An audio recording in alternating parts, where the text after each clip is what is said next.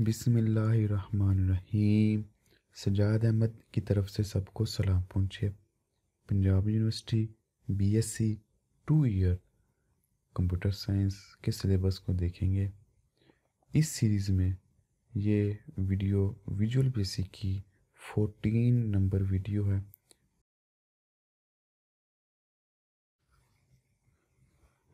इस वीडियो में हम देखेंगे डिक्लेयरिंग ए वेरिएबल, वेरिएबल को डिक्लेयर कैसे किया जाता है, assigning a value to a variable, variable को वैल्यू कैसे असाइन की जाती है, इम्प्लिसिट डिक्लेरेशन और एक्सप्लिसिट डिक्लेरेशन, और आखिर पे क्विज।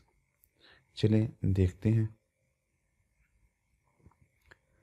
डिक्लेयरिंग वेरिएबल्स, वेरिएबल को कैसे डिक्लेयर किया जाता है, बनाया जाता है या क्रिएट किया जाता है। A process of specifying the variable name and its type is called variable declaring। यानी कि किसी भी वेरिएबल को बनाना और उसका नाम रखना और उसकी टाइप बताना, ये एक तरह का वेरिएबल डिक्लेरेशन कहलाता है। A program can have as many variables as needed. एक प्रोग्राम या एक सॉफ्टवेयर या एक एप्लीकेशन या एक वेबसाइट जो भी इस डाटा से रिलेटेड हो, पॉसिबिलिटी है कि वो एक से ज़्यादा अपनी ज़रूरत के मुताबिक बहुत से वेरिएबल डिक्लेयर किए हों। When a variable is declare, two things are specified. दो चीज़ें हमको देखते हैं। The name of the variable, उसका नेम रखा जाता है। Data type of the variable, और उसकी टाइप रखी जाती है। Once a variable is declare, एक दफ़ा जब वेरिएबल डिक्लेयर कर दिया जाता है, its data type can not be change during the execution. Execute के दरमियान इसकी डाटा टाइप चेंज नहीं होती, बल्कि सिर्फ उसकी वैल्यू चेंज होती है। A value of the variable can be change during the execution. The variable in the Visual Basic are declare using dim keyword. Dim भी एक कीवर्ड है, यानी कि रिजर्व वर्ड है। ऐसा कभी नहीं होगा कि हम विजुअल बेसिक में डिम के नाम से कोई वेरिएबल अपने पास से डिफ़ाइन करें, क्योंकि ये विजुअल बेसिक ने खुद रिज़र्व करके अपने पास रख लिया है। उसका कहना है कि ये मेरा लफ्ज़ है, इसको मैं ही यूज़ करूँगा, आप इसको यूज़ नहीं कर सकते। इसके मीनिंग पहले डिफ़ाइन कर दिए गए हैं। तो ये कीवर्ड्स हैं। Dim stand for dimension. Variable are declare in the code window. Code window में वेरिएबल को डिक्लेयर किया जाता है। कोड विंडो वही विंडो होती है जो हम किसी भी कंट्रोल पर डबल क्लिक करने के बाद अपने सामने मौजूद पाते हैं।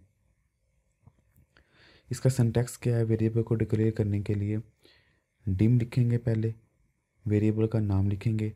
एज, ये भी एक कीवर्ड है, इसको भी हम कभी भी यूज़ नहीं कर सकते अपने लिए, बल्कि जो इसके मीनिंग डिफाइन है वही रहेंगे। और डाटा टाइप बतानी पड़ती है वेरिएबल की। फॉर एग्ज़ाम्पल ये डिम लिखा है। डायमेंशन, मार्क्स वेरिएबल का नाम हमने खुद रखा है। एज, इसको एज इट ऐसे ही रहने दिया जाएगा, इसको नहीं छेड़ा जाएगा। और इधर इंटीजर, यानी कि मार्क्स वाला जो वेरिएबल डिक्लेयर किया गया वो इंटीजर टाइप का है। इसी तरह डिम एवरेज वाला जो वेरिएबल डिक्लेयर किया गया वो सिंगल वाला। और डिम एड्रेस का जो वेरिएबल डिक्लेयर किया गया है वो एज ए स्ट्रिंग डिक्लेयर किया गया है। ये इनकी एग्जांपल्स हैं। आगे many variables can be declare with single dim statements. वो कह रहे हैं कि अगर ज़्यादा वेरिएबल डिक्लेयर करने हैं हमने, तो सिर्फ एक दफ़ा डिम लिख के हम सारे वेरिएबल डिक्लेयर कर सकते हैं एक ही लाइन के अंदर, लेकिन इनके दरमियान separated by the comma. Comma से हमको इनको सेपरेट करेंगे। फॉर एग्ज़ाम्पल ये हमने डिम लिखा, बजाय कि हम बार बार लिखें dim marks, dim average, dim address, हम एक दफ़ा डिम लिखे marks as integer, marks integer type के, कामा, कामा ख़ास तौर पर ध्यान रखना है, कामा, और एवरेज एज सिंगल, और कामा फिर डाल दिया। कामे को हम कामे के ज़रिए हम इनको सेपरेट करेंगे, हर एक वेरिएबल को अलग अलग। एड्रेस एज स्ट्रिंग, यानी कि एक दफ़ा डिम लगाने के हम तीनों का काम आसानी से काम कर सकते हैं। Assigning value two variable. अब वेरिएबल को वैल्यू कैसे असाइन की जाती है? पहले तो हमने वेरिएबल एक बना लिया, क्रिएट कर लिया, डिक्लेयर कर लिया। अब उसके अंदर वैल्यू कैसे रखनी है?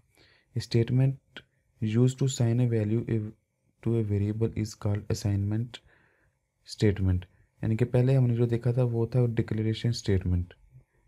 तो इसमें क्या है? Assignment statement. कोई वैल्यू असाइन करने के लिए जो स्टेटमेंट लिखी जाएगी उसको असाइनमेंट स्टेटमेंट कहते हैं। Any value can be assign to a variable by using simple assignment operator equal. ये मैथ वाला इक्वल नहीं है, ये प्रोग्रामिंग की दुनिया में इसका अलग मतलब है और मैथ की दुनिया में इसका अलग मतलब है। प्रोग्रामिंग की दुनिया में देखते हैं अभी इसका क्या मतलब है। Name of the variable is written on the left side of the assignment operator. जो भी वेरिएबल का नेम होगा ये इस असाइनमेंट ऑपरेटर के इस लेफ्ट की तरफ इसका नाम लिखा जाएगा। The value stored in the variable written in the right side of the assignment operator. और जो इसके अंदर वैल्यू स्टोर करनी है वो इसके राइट साइड पे लिखी जाएगी। सिंटैक्स क्या होगा इसका। The syntax to assign a value to a variable is as follow. Variable name, assignment operator और एक्सप्रेशन। वेरिएबल, वेरिएबल क्या है, it indicate the name of the variable, ये उसका नेम शो करेगा। असाइनमेंट ऑपरेटर्स क्या करेगा, it is assignment operator use to store value in the variable. ये value को स्टोर करने के लिए वेरिएबल में काम आता है। एक्सप्रेशन क्या है, वो जो इसकी वैल्यू होगी वो क्या हो सकती है, कांस्टेंट कोई वैल्यू हो सकती है या अरिथमेटिक ऑपरेशन हो सकता है। नीचे एग्जांपल दी गई है कि वेरिएबल को कैसे वैल्यू साइन करते हैं। ये वेरिएबल n उसका नाम है, असाइनमेंट ऑपरेटर है और 10 उसकी वैल्यू इसको दी गई है। ये इक्वल का मतलब ये नहीं है कि 100 बराबर है n के, बल्कि यहाँ इक्वल का मतलब है कि 100 को 100 वह दे दो n को, यानी कि 100 असाइन कर दो n को या 100 रेफर कर दो n को। इसका हरगिज़ ये मतलब नहीं है कि n इक्वल टू 100 बराबर है n के, बल्कि इसका मतलब है कि जो राइट साइड की तरफ कीमत है वो लेफ़्ट साइड वाले को दे दो। सेम वही एक दे दो सी को, सेम यही x माइनस वाई प्लस 10 जो भी आंसर आए वो दे दो z को। यहाँ इक्वल नहीं है, यहाँ असाइन का मतलब है कि राइट वाली कीमत लेफ़्ट वाले को दे दो। एक एग्जांपल देख लेते हैं। इसमें लिखा गया है कि write a program that use a integer variable and a string variable, it then display the value of the variable on the form. कह रहा है कि दो वेरिएबल हों, एक उसमें स्ट्रिंग हो और एक इंटीजर हो, और उनके अंदर वैल्यू रखो और बाद में उनको फॉर्म के ऊपर शो कराओ। Start a new standard x project and place the command button on the form. ये नया प्रोजेक्ट शुरू किया और एक फॉर्म के ऊपर एक कमांड बटन लगा दिया इस तरह। फिर उसने क्या, double click on the button and the following code in the click keyword of the button. इस बटन के ऊपर 2 दफ़ा डबल क्लिक किया तो हमारे सामने ये विंडो ओपन शुरू हो जाएगी। ये विंडो के अंदर हमने क्या करना है, कमांड 1 यानी कि ये बटन जो है उसके क्लिक इवेंट के ऊपर हमने कोड लिखा है। ये जो है ये एंड सब और प्राइवेट सब कमांड ये तो बाय डिफ़ॉल्ट आएगा सब के साथ। फिर उसके बाद उसने क्या किया, डिम वेरिएबल को डिक्लेयर किया। वेरिएबल का नाम रखा नेम, एज उसकी कीवर्ड है डाटा टाइप बताने के लिए स्ट्रिंग, यानी कि नेम जो डिक्लेयर किया वो स्ट्रिंग टाइप का है। फिर डिम मार्क्स एज इंटीजर, और मार्क्स जो डिक्लेयर किए हैं वो इंटीजर टाइप के डिक्लेयर किए हैं। फिर उसके बाद तारक महमूद जो कि एक स्ट्रिंग टाइप है, नेम भी एक स्ट्रिंग डिक्लेयर किया गया है। तारक महमूद को हमने असाइन किया दिया है नेम को, कि तारक महमूद की ये जो स्ट्रिंग है, तारक महमूद जो करेक्टर है या जो लफ्ज़ है ये साइन कर दो नेम को, और जो 100 है इंटीजर वैल्यू है वो साइन कर दो मार्क्स को। ऐसा नहीं होगा कि हम इधर स्ट्रिंग डिक्लेयर करें और यहाँ कहें कि 100 तुम स्ट्रिंग में चले जाओ, नहीं। ना ही इंटीजर इधर डिक्लेयर करके हम इस तरह कहेंगे कि तारक महमूद तुम मार्क्स में चले जाओ, नहीं। बल्कि नेम को डिक्लेयर किया स्ट्रिंग, तो ये जो करेक्टर होते हैं ये स्ट्रिंग में गिने जाते हैं, तो ये स्ट्रिंग में ही जाएंगे। और 100 एक इंटीजर है और 100 इंटीजर डाटा टाइप में ही जाएगा। फिर उसके बाद क्या कमांड दी है, प्रिंट करो नेम को। ये नेम को हमने प्रिंट कर दिया। जब प्रिंट करवाने के लिए इसकी ये टाइप लिखने की ज़रूरत नहीं होती। और फिर कहा प्रिंट कर दो मार्क्स को, जो भी उसके मार्क्स होंगे। तो run the project and click the button, project को रन किया और जैसे ही बटन को क्लिक किया तो बटन क्लिक होने पे हमने क्या लिख किया है कि 2 वेरिएबल लिए थे और उनको वैल्यू दी थी, और आखिर पे कह दिया था कि ये वैल्यू प्रिंट कर दो। तो इस तरह उसने प्रिंट कर दी तारक महमूद और 100।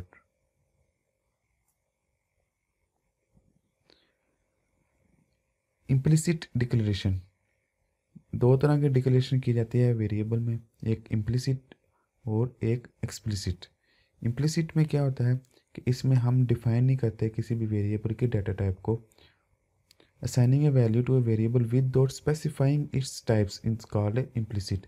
यानी कि हमने सिर्फ डिफाइन कर दिया, ये नहीं बताया कि ये इंटीजर का है या स्ट्रिंग का है या डबल का है, सिंगल का है या बूलियन है, सिर्फ हमने उसको डिफाइन कर दिया, तो ये एक इम्प्लिसिट डिक्लेरेशन कहलाता है।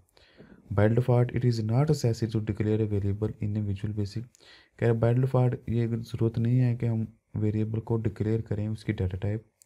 A variable can be used without first declaration it with dim statement. Visual basic automatically declare such variable, it is known as implicit declaration. This is the default string.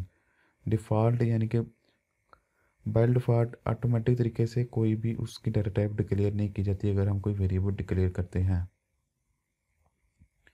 उसके बाद explicit declaration, specifying a particular type of variables before assigning a value to it is called explicit declaration. यानी कि अगर हमने कोई भी value assign करनी है वेरिएबल को, तो उससे पहले उस वेरिएबल की डाटा टाइप डिफाइन करनी पड़ती है या की जाती है।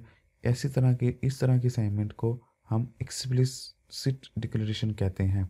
For example, suppose the statement n is equal to 100। ये बता रहा है कि डिक्लेरेशन इज, ये जो डिक्लेरेशन है इम्प्लिसिट, ये एक्सप्लिसिट है जो हमने पहले देखी। Implicit declaration is easy and useful. ज़ाहिर सी बात है वो ईजी है। कैसे, बस नाम लिख दो, ये ना बताओ कि किस टाइप की है, कौन खपे, कौन सोचे कि मैंने इंटीजर रखना है, डबल रखना है, स्ट्रॉन्ग रखना है, करेंसी रखना है। उसने सिर्फ नाम लिखा और यूज़ किया। It is easy but may create some problem. हो सकता है बाद में प्रॉब्लम भी क्रिएट करे। उसके लिए एग्जांपल दिया है, suppose the statement n is equal to सो स्टोर सो इन n। कि क्या करेगा, सो क्या करेगा, ये n में स्टोर हो जाएगा। द यूज़र में राइट प्रिंट n। हो सकता है कि गलती से एक कोई यूज़र n की जगह प्रिंट n कर दे, डबल हो जाए, यानी कि इसको कहते हैं टाइपोग्राफिक मिस्टेक, टाइपिंग मिस्टेक। यानी कि लॉजिक मिस्टेक नहीं बल्कि टाइपिंग करते हुए मिस्टेक हुई है। In this situation visual basic will declare two variable. इस सूरत में विजुअल बेसिक दो वेरिएबल तस्वर करेगा, n अलग और n अलग। Result of the program will not be according to the execution. यानी कि ऊपर अगर हमने डिक्लेयर किया है n इज टू 100, तो नीचे अगर हम लिखा हुआ है प्रिंट n, तो विजुअल बेसिक क्या करेगा, वो एक अलग वेरिएबल जिसका नाम डबल n है उसको ढूंढेगा पूरे प्रोग्राम में। फिर बाद में एरर दे देगा कि मुझे को तो कोई n यानी कि डबल n वेरिएबल नज़र ही नहीं आ रहा, मैं किसको प्रिंट करूं, हालांकि हमने अपनी तरफ से 100 को प्रिंट करवाया था। यानी कि इस तरह करने से फिर दो अलग अलग टाइप के वेरिएबल समझे जाएंगे। Explicit declaration is use to avoid such situation. इस तरह की सिचुएशन से बचने के लिए फिर ये डिक्लेरेशन मुतारफ़ करवाई गई। It requires that every variable used in the program must be declare before it be used. तो कह रहा फिर ये है कि कोई भी वेरिएबल का उसको यूज़ करने से पहले ज़रूर उसकी टाइप या डिक्लेयर कर देनी चाहिए। ये आखिर में छोटा सा क्विज़ है, इसके आंसर कमेंट्स में ज़रूर लिखिएगा। Thank you for watching. अल्लाह हाफिज़। अगर कोई क्वेश्चन है कंप्यूटर साइंस के मतलब वो पूछे, दिए गए क्विज़ के आंसर कमेंट्स करें, चैनल को सब्सक्राइब करें और इस वीडियो को अपनी क्लास वालों के साथ शेयर करें।